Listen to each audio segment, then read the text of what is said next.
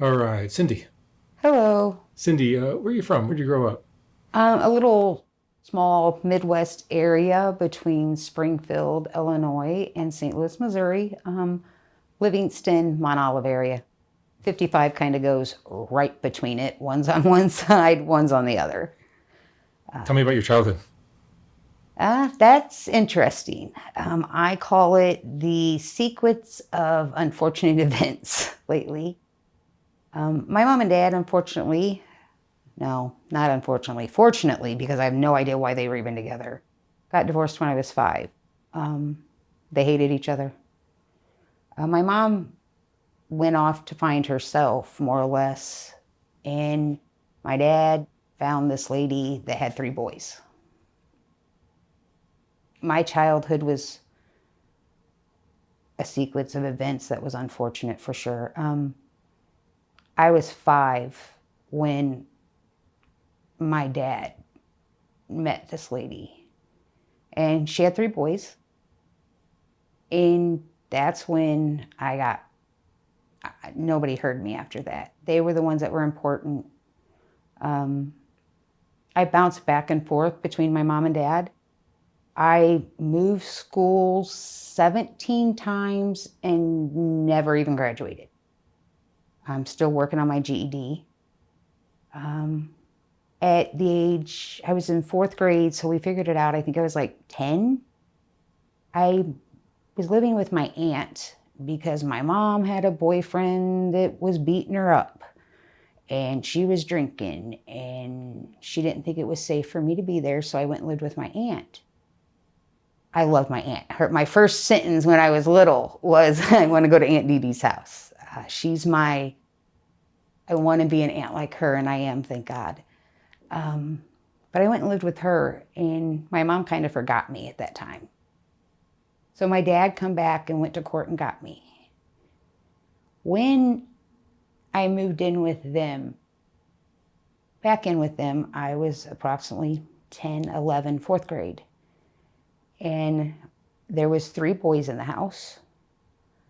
And there was 2 years, 2 older, 1 younger. And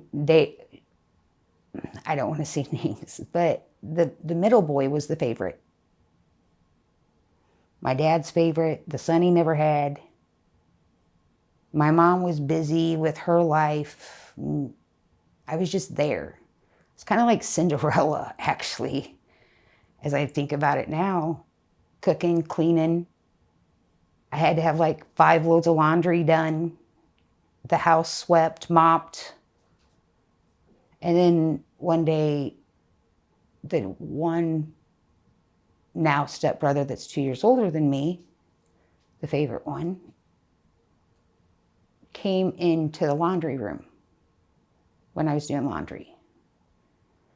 And that's when the abuse started, the sexual abuse. I didn't realize that's what it was then. I wasn't getting the love and the attention that I deserved from anybody but my grandma and my aunt. So when this person did this, they gave me the attention that I wanted. And even though I was saying no, I mean, I was only 9, 10 years old. And I see the freezer and everything. And at this time, I mean, I am telling people that I don't want to be left alone and I'm scared and everything. You know, I tried everything never to be left with him. But as time went on, he was the one that was always watching us. If we were out in the fields, working in the fields, well, Cindy, go with him in his truck to unload the hay. Hey, we need something from the grocery store because we lived out in the country. Cindy, he's going to take you to the grocery store. I hated it because going to the grocery store, he also knew where every rock pile was going to be. He told me nobody would believe me. And he was right. I got my butt beat one time because my stepmom found my little brother's teddy bear in his closet with my underwear stuffed in them. Why? They weren't bloody. They weren't nothing like that. So why would I even be hiding them like that in their room? But I got in trouble for it. I didn't say nothing. I wasn't saying what he was doing to me. I didn't know it was wrong. It was attention that I wasn't getting it from anybody else, especially when I was that young. Then I've seen weekly readers, another unfortunate sequence. You know, everybody gets the weekly readers in school for kids. And I'm sure most people, I mean, you know how you go ask your mom for one thing and your mom says no. So, you know, you're going to go ask your dad if he's in another room. I did that one time. It was either a Michael Jackson book or poster. And it came in, and in our family, my dad was German, and the women waited on the men. When we sat down at the table, it would be my dad, my stepmom, one of my stepbrothers, me, and the other two. My dad needed anything during supper, my stepmom got it. If the boys needed anything, I had to get up and get it. Well, the one that was abusing me, he made it almost an every night ritual that as soon as I would put food in my mouth, he would take his cup and jiggle it. That's kind of a running joke now at the family, even to this day, about how the boys would do that to me. My niece, she flat out told him, "You're lucky because I would have just dumped it over your head." Thank God she had some spunk and she didn't let him do it. Well, one day the weekly reader order come in. I was so happy, but I knew. I mean, I'd already been whipped for taking something out of the mailbox, my DNF slips. And when I say whipped, I don't mean patted on the butt. Sometimes it was on all fours with our heads against the wall. And mind you, my dad is your height, but a lot bigger. His arms, we used to hang from his arms. He's a farm boy. Hay, straw. My stepmom, every time that we would get in trouble, she'd always make sure to get a hold of my dad or wait until my dad got home. My dad liked to drink too, so that was even more. Well, we were sitting at the table and I brought it out because the table was where every night we had to be. No matter what, the table, that was my dad's thing. Being German, you eat together. That's where we talked about what was going on. They would talk sex talk all the time. Shoot, the one that sexually molested me, him and his friends kept a running total of girls they slept with. And I think he was up to 200. And it does not surprise me. They just talked about everything. And I didn't even realize how not healthy that was at that time. Well, when I brought that out, an argument occurred. And in between that, I had already been in Springfield Memorial Hospital for suicide because I was trying to escape what my stepbrother was doing to me. I tried many times. Go to the next door neighbors, call my mom, run away. Not really run away, I just walked down the road in the country and my mom would come get me. But then there was sometimes I was running away from my mom too because she had boyfriends that was abusing her. So that night, one thing led to another. Table got turned over. Dad started yelling at her. She started yelling at Dad. It was unfair that he did that for me, and I'm a brat, and I'm ungrateful, and all this stuff. And next thing I knew, my stepmom was against the wall, against the refrigerator. My stepbrother, they weren't even step then. They were just dating. Come with him towards a chair, and my dad grabbed it and took his foot and went like that and kicked him back. And after that, Dad told me to go in my bedroom and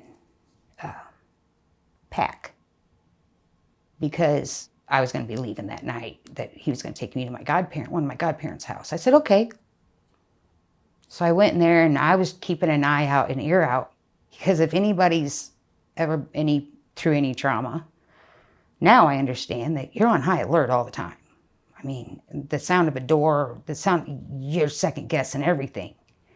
That was my life. Shoot, I'm so tight now. I'm having issues. I'm tight now because of then.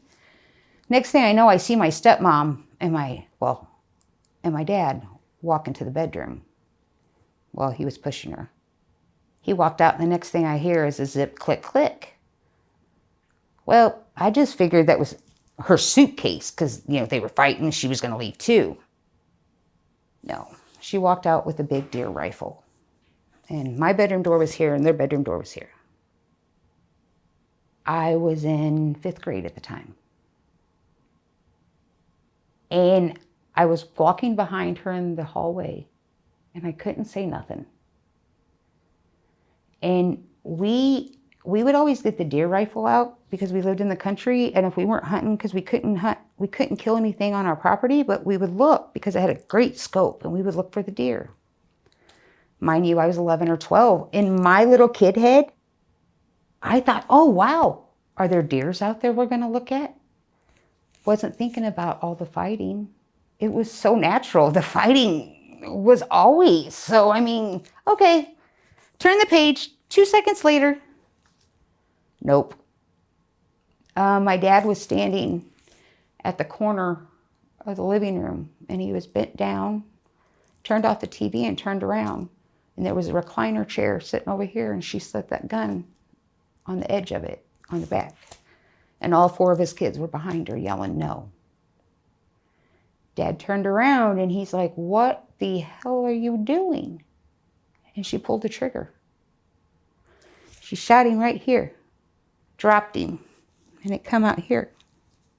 He got up. He was hobbling out to the car, and she was helping. I'm trying not to cuss, but I'm going to here. The damn bitch actually thought she was going to drive him to the hospital. She was like, I'll take it. And he looks at her and goes, you just shot me.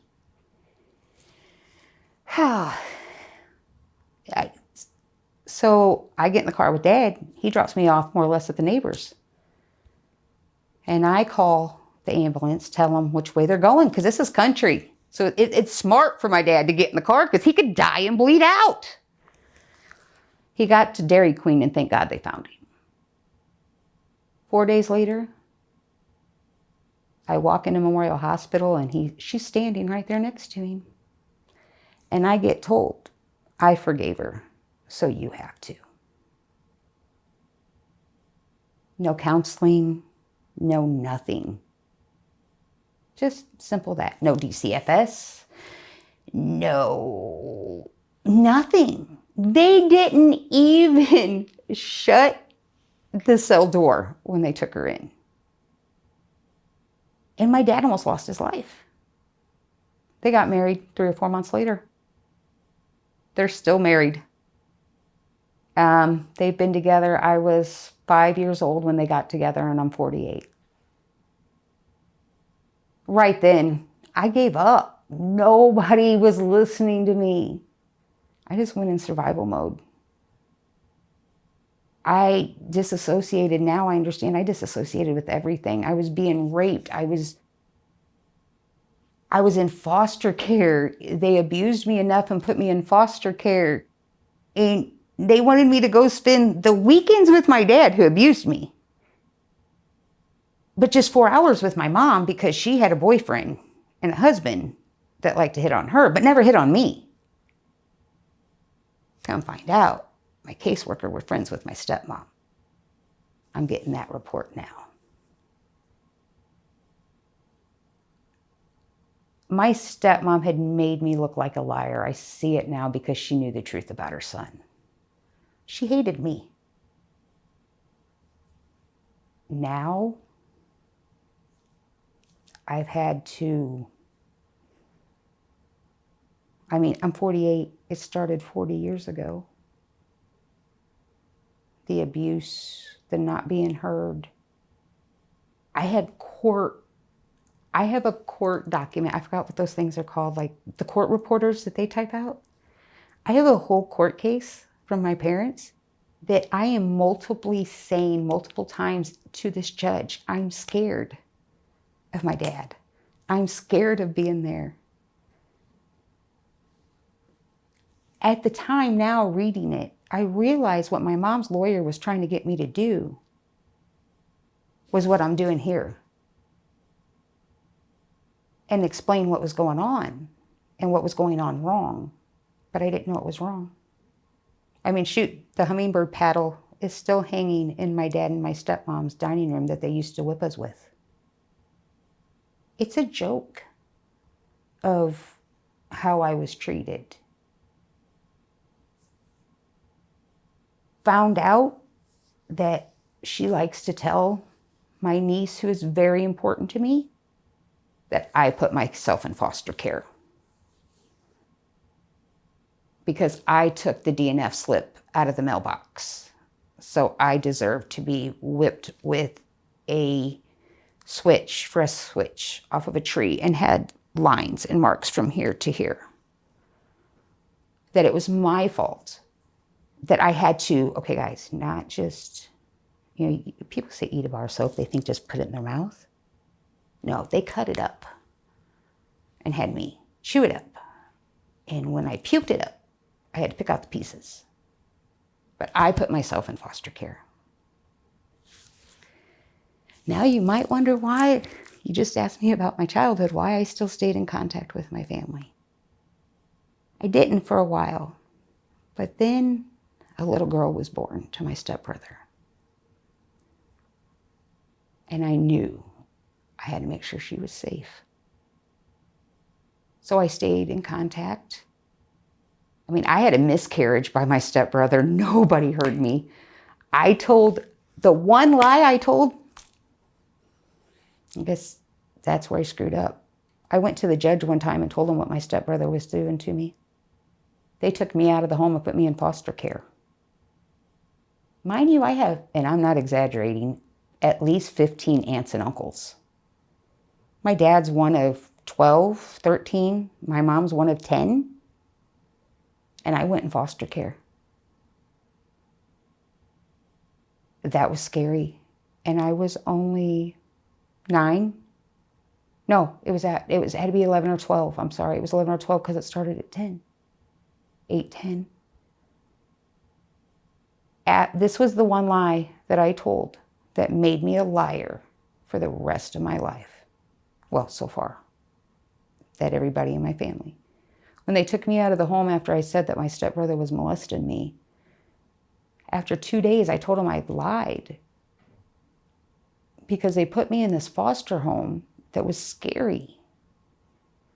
It was 2 hours almost away. The foster parents told me that they could only take me out at nighttime because I was a foster kid. And I remember going up to the bathroom and they were doing that, not red rum, but where you look in the mirror and you're supposed to say something 3 times. And something's supposed to appear. As kids, they do it. The next day I told my worker I lied. I was scared. I was young. That was my biggest mistake because that's what turned me into a liar. At 17, I went back and forth. At 17, I'd moved out. I was living with my mom. Because at 14, actually, my dad lost custody of me. Week-long custody battle from 8 o'clock in the morning until 4:30 in the afternoon. in Madison County. And my dad lost custody. That was the day that my dad broke my heart also. He was mad because I broke his heart, and I know that. But he didn't see what my stepmom was doing. She had him. She has so many people. She's the Miss Perfect in town. She's the one that makes all the pies and the cakes and all that stuff when somebody dies. She's the one that when, somebody's in the hospital, she goes to, or when a nephew's in prison, she takes care of his stuff for 3 years. That, that superhero syndrome, I call it. Him taking me to my mom's house that night after he lost custody of me. We were driving down the road. And he looked at me and he said, "Cindy, you're so lucky Betty's with us, because I would hit the biggest tree I could to take us both out." He was serious. I didn't see my dad for 4 years after that. At 17, I was trying to protect my mom from her then husband, and he hit me. And I called the cops, which the cops were there multiple times. Not for me ever. And I gave him a week to apologize after he got out, because, come on, the cops arrested him, and he got back to the house before I even did. And he didn't apologize. And I went in and I told my mom, she was laying on the couch. I told my mom, "You might put up with it, but I'm not." And I moved out. I ended up back at my dad's. I was 17. I was working. There was so much more going on. I didn't have anybody. And the rape started again. He had even had a girlfriend that was living there. But I had tried to tell multiple times. I told my mom, she totally believed me, and she tried to fight. But every time they would get me to try to tell it when I was younger at court and stuff, I didn't understand that it was wrong. I didn't understand, like I said, getting my butt beat like I was, getting whipped like I was wrong. So I didn't know to say it. So at 17, when I moved back in, I got pregnant and had a miscarriage, and it was from him. And I will never forget it, because I was laying on the couch because I was on bed rest. And he walks in because she must have called my dad when they were at work. He stood at the end of the couch and he goes, "Mom, is Cindy pregnant?" He knew. It didn't stop even after the miscarriage. Now I'm working through not blaming myself. I'm working through not blaming myself for my whole childhood. Because I feel that if I wasn't here, then the problems wouldn't have been here. My one thing that made me survive my adulthood so far is because that little girl, my niece, nobody would listen to me, and I couldn't allow that to happen to her. So instead of, when I got married and moved out and stuff, instead of just cutting them off and putting that up, I had to protect my niece. Until recently, when my niece got pregnant and was bringing a baby in to the house, into the family, because I had made sure my niece, she's 18, I made sure I was, I was there. She moved in with my parents. She was taking care of my parents. And I'm going to say this. My dad and my stepmom sucks as parents. Totally sucks. But as grandparents, they try to do a great job, especially with my niece. They were there when she needed them. But I had to make sure, because my stepbrother lives in a fifth wheel camper in the backyard. Mind you, I forgot to tell you this one. The other brother, that's the oldest, okay, I'm 51. He has a house a mile down the road now, but he lives with them because, well, the last time my niece was out there, he was Heil Hitlering. And the time that I was out there, he was putting holy water on us.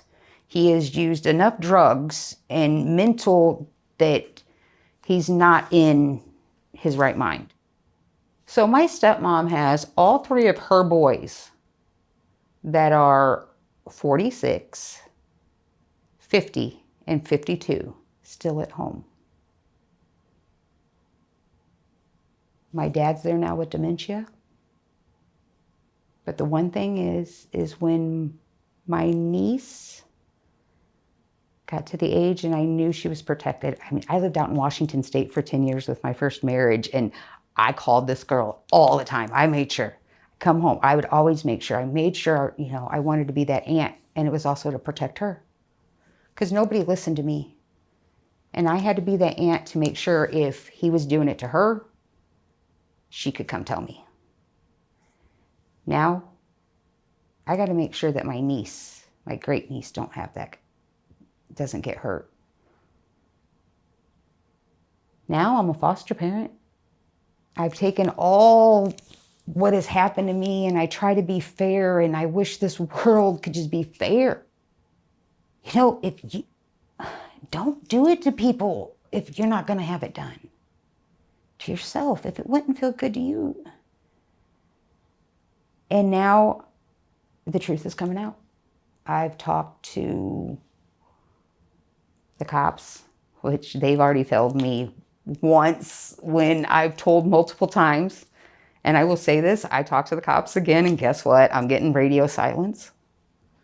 But that's okay. Because now I know my niece is safe. And I always wondered when I was a child, you wonder what your purpose is in life. And last night, pulling out of my driveway, my purpose pulled out of the driveway. And that was my niece and my great niece. Not even blood. I have no siblings. But she was raised by the same people, has the same issues I have. And that's been my life, to protect her. And I might not have no kids. But I want to protect her and any other kids I can. I'm a foster parent now. I'm a CASA worker. I've been married twice. I'm now dating a gentleman that's 20 years younger than me. I've had gastro bypass. I used to weigh 309 pounds once I decided to change my life and get the surgery. All my friends told me, because I had gastro bypass, like I said. I was with the guy that was an alcoholic. I mean, I married two alcoholics. I mean, come on. I had no standards. As my boyfriend tells me now, Cindy, you had the lowest standards possible. And he's like, how could you not? Come on. Your dad got shot by your stepmom and they got married. Your mom spends years with the guy that beats the crap out of her. So now I'm 48 years old and trying to figure out myself because of my childhood. And doing this, I want to thank you, because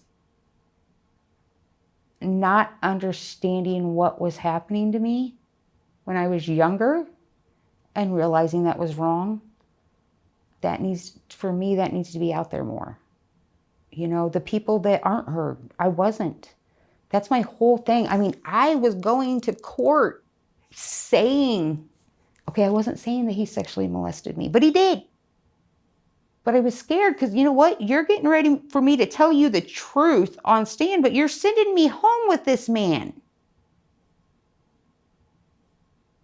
So how am I supposed to sit up here and tell you that I'm being sexually molested, because I already told a judge once and they took me out of the home?